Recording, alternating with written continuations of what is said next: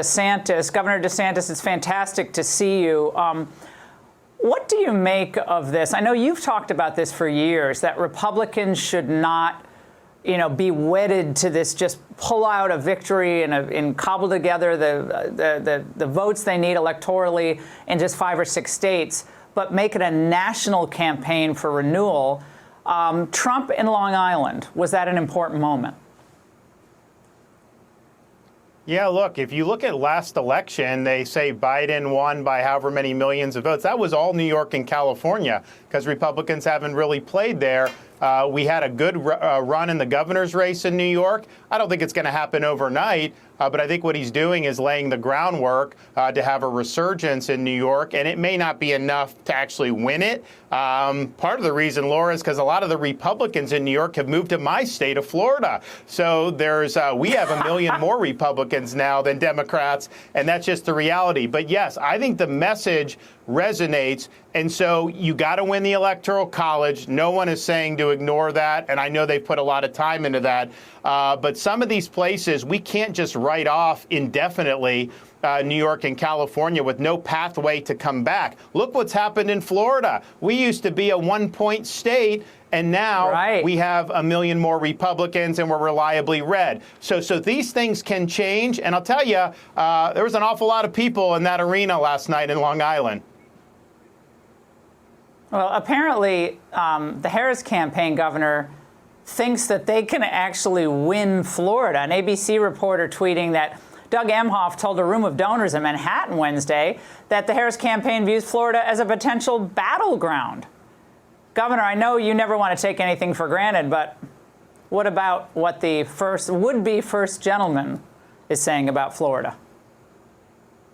Yeah, that's wishful thinking. At the end of the day, you have a candidate in Kamala Harris.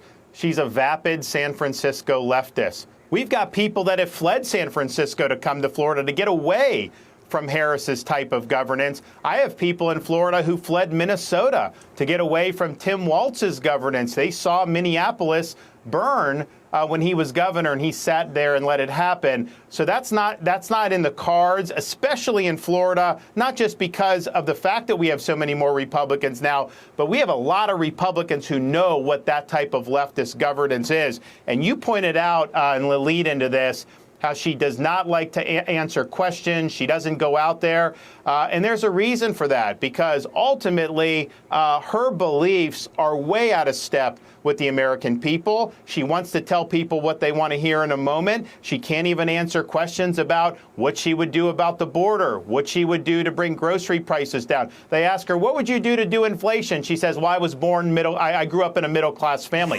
Well, that's nice, but that is not a plan for this country's future.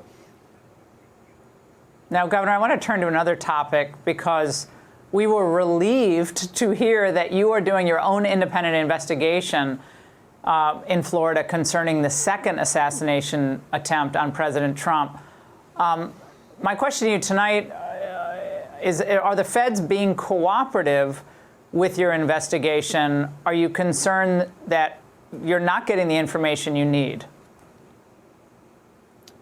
The answer is no, they're not being cooperative. Yes, I am concerned. I mean, for example, we were rebuffed. Our investigators were rebuffed just going to the fence line outside of Trump International Golf Club in West Palm Beach. And so I think they've taken the position, they don't want the state of Florida to be involved in this. But here's the thing. There were multiple violations of Florida law across multiple jurisdictions. We think at least 3 judicial circuits. This guy, Ryan Routh, committed potential violations of Florida law. So we have a duty to investigate this. We have a duty to bring the appropriate charges. And we also have a duty to inform the public about how this happened. So I don't anticipate they're being cooperative. I think that they've just taken that position. And I think that that's unfortunate because even though I've been very clear, state of Florida is going to do an investigation, I've not disputed their right to also investigate. It's the federal government. He was in their protective custody as a presidential candidate. But let us do this. So hopefully that tune will change. But I can tell you right now, Laura, we have not gotten a lot of receptive response.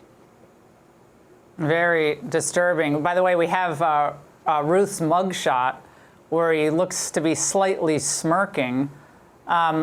He's a very strange individual, to say the least, but we've heard other FBI agents, former agents, governors say they think it's quite odd that in the first assassination attempt and the second assassination attempt, there's almost an immediate response from the feds saying that, oh, looks like he's acted alone, or we really don't know what the motives are here.